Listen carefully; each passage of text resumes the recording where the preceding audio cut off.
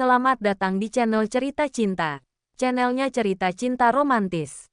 Disclaimer, cerita ini hanya fiktif. Jika ada kesamaan tokoh, tempat dan cerita, itu hanya kebetulan semata.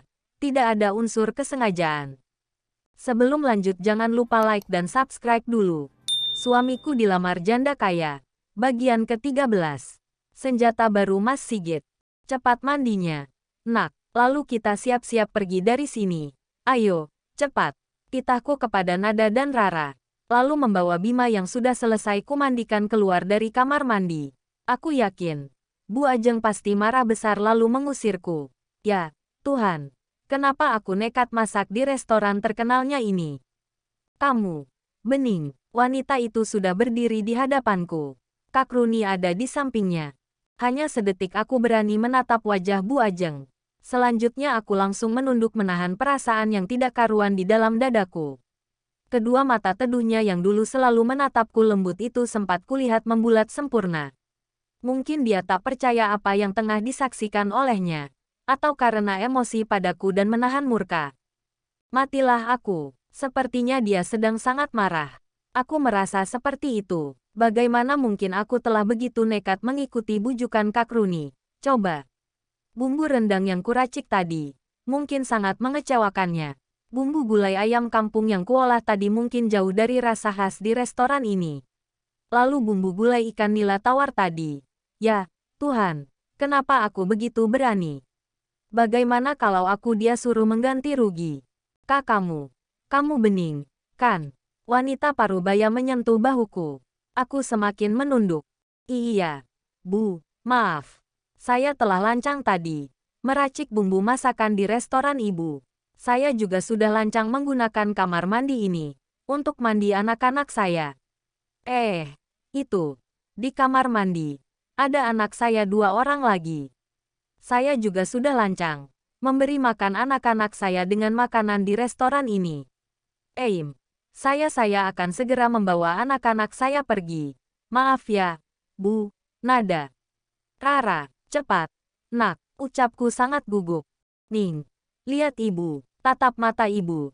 Ning, wanita itu memegang daguku, membawanya tengadah, hingga mata kami bertemu. Kamu, kok, begini? Ning, kamu kenapa jadi seperti ini? Kemana badan kamu? Kenapa tinggal kulit membungkus tulang seperti ini? Ya, Allah, pipi kamu kempot gini. Mana Bening yang cantik dulu? Ning. Kamu kurus banget. Kamu sakit. Tidak, Bu. Saya sehat. Kok, maaf. Tadi saya udah lancang nih. Nggak apa-apa. Kamu mau singgah di restoran ini saja. Ibu sudah senang. Ibu juga sangat berterima kasih. Berkat kamu, hari ini pelanggan masih bertahan. Karena kamu restoran ini enggak jadi tutup. Ibu juga sangat bangga sama Seruni. Dia berani mengambil keputusan di saat yang sangat tepat. Jadi, Ibu enggak marah. Enggak, ibu sudah mencicipi masakan kamu.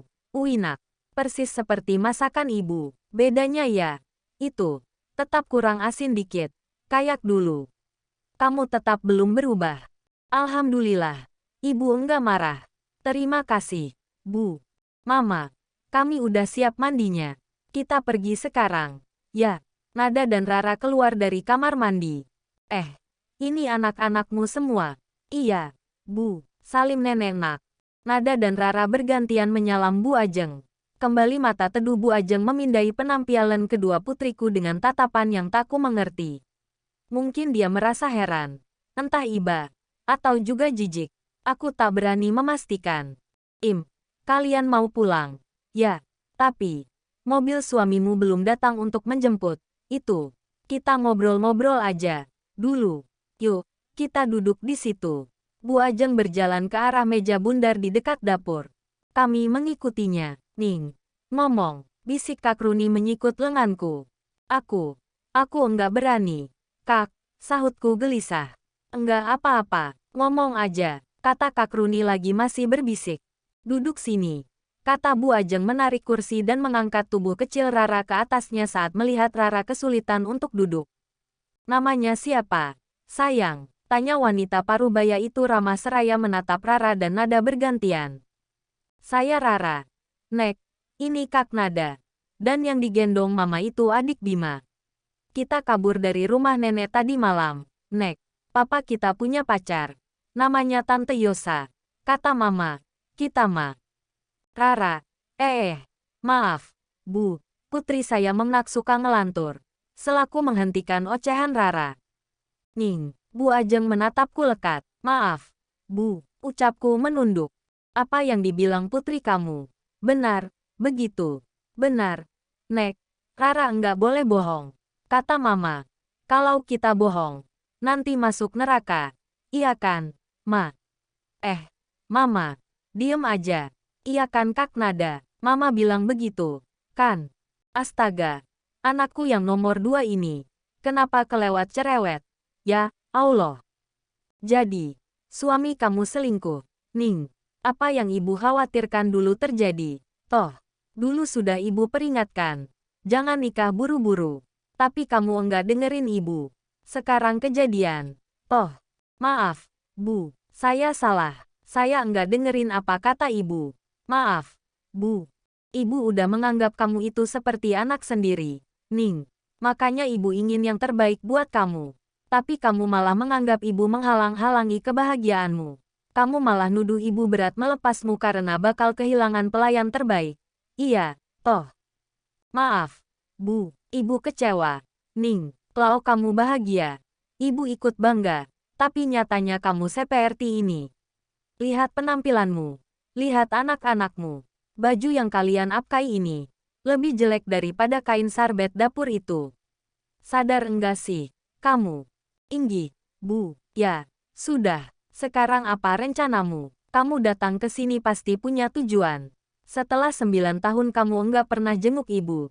Tiba-tiba muncul itu pasti ada alasan. Iya, toh. Ini, Bu, apa? Bilang saja, ibu pasti akan mendukung. Saya. Kalau boleh, saya ingin bekerja lagi seperti dulu. Bu, di sini. Baik, kebetulan ibu juga sangat butuh tenaga kamu. Seperti hari ini contohnya, untung ada kamu. Kan? Kamu ibu terima. Ning. Bagaimana dengan anak-anak saya? Bu, kosongkan gudang itu. Kalian boleh jadikan itu sebagai kamar. Tinggallah di sini bareng anak-anakmu. Terima kasih, Bu. Sontak aku turun dari kursiku. Lalu bersimpuh di kaki Bu Ajeng. Betapa plong rasa hatiku. Akhirnya aku dan anak-anak punya tempat untuk bernaung. Iya. Ning, sudah. Bangun. Semoga kamu dan anak-anakmu betah. Ya. Ucap Bu Ajeng mengusap punggungku berulang-ulang. Udah selesai. Temu kangennya. Tiba-tiba terdengar kalimat mengejutkan itu. Serentak kami semua menoleh ke sumber suara. Mas Sigit berdiri kaku di sana. Maaf Bu Ajeng. Saya mau menjemput istri saya. Ucapnya dengan tangan berlipat dan bersilang di dada. Pria itu menyender di tiang tengah pemisah ruang depan resto dengan dapur. Aku dan Kak Runi saling tatap. Bu Ajeng mengusap punggung tanganku seolah berkata agar aku tetap tenang. Sigit, kau tidak berhak lagi atas diri Bening. Kau mau kawin lagi. Toh, pulang sana. Sejak kau putuskan mau nikah lagi. Maka sejak itu pula Bening bukan istrimu lagi. Kata Kak Runi lalu bangkit dari duduknya. Tolong kakak jangan ikut campur. Aku mau nikah lagi itu benar. Tapi aku tidak pernah menceraikan Bening. Tanya dia. Apakah ada aku talak dia? Perempuan mana yang mau dimadu? Git. Aku hingga detik ini hidup menjanda. Itu karena aku tidak mau dimadu. Lebih baik kami jadi janda seumur hidup daripada sakit hati. Maaf, Kak. Jangan pengaruhi Bening. Kakak memilih jadi janda itu urusan kakak. Dalam syariat Islam, tak ada salahnya seorang suami menikah lagi. Boleh kok. Seorang suami mempunyai istri 2, 3, bahkan sampai 4. Istilahnya poligami. Buka wawasan kakak. Jangan tularkan tulalit kakak sama Bening. Enak saja kau mau poligami. Sementara adikku kau buat menderita selama ini. Ngaca. Kau dulu Sigit. Siapa dirimu berani poligami? Poligami itu ada aturannya. Bukan asal nikah saja. Kau boleh poligami kalau istri pertamamu setuju dan kalau kamu memang mampu. Untuk ngasih makan 1 istri saja kau enggak bisa. Mau istri 2 pula. Maaf, Kak. Sepertinya kakak sudah terlalu jauh ikut campur. Ayo, Ning, pulang. Mas Sigit menghampiri kami, lalu menarik tanganku secara paksa. Nada, Rara, cepat keluar. Perintahnya kepada kedua putriku. Jangan kasar, ini rumah saya. Bu Ajeng melepas cengkraman Mas Sigit di tanganku. Oh, ya, jadi ibu mengaku. Kan, ini rumah ibu. Ingat, Bu Ajeng, saya bisa saja menuntut ibu karena telah menyembunyikan istri dan anak-anak saya. Paham? Ancam Mas Sigit kembali mencengkram tanganku. Lepaskan, aku tidak mau balik sama kamu. Sergahku. Spontan ku gigit cengkraman tangannya sekuat yang aku bisa. Au, Mas Sigit kesakitan langsung melepas lenganku. Maaf, Mas, aku sudah tidak mau menjadi istrimu. Dan jangan pernah kau mengancam Bu Ajeng. Aku yang datang ke sini. Dia tidak menyembunyikanku. Ketusku. Kenapa lama? Nak Sigit. Aku dan Kak Runi terpana. Bagaimana bisa Bapak ada di sini? Astaga. Jadi Mas Sigit datang bersama Bapak. Dia menjemput Bapak ke desa. Dia menjadikan Bapak sebagai senjata untuk memaksaku pulang. Benar-benar licik. Kutatap tajam tepat di bola mata Mas Sigit. Pria itu tersenyum miring penuh kemenangan. Kakek datang. Nada dan Rara langsung menghambur ke arah Bapak. Memeluk Bapak dengan penuh kerinduan. Iya. Nenek juga ikut. Kok, papa kalian menjemput kakek dan nenek ke desa.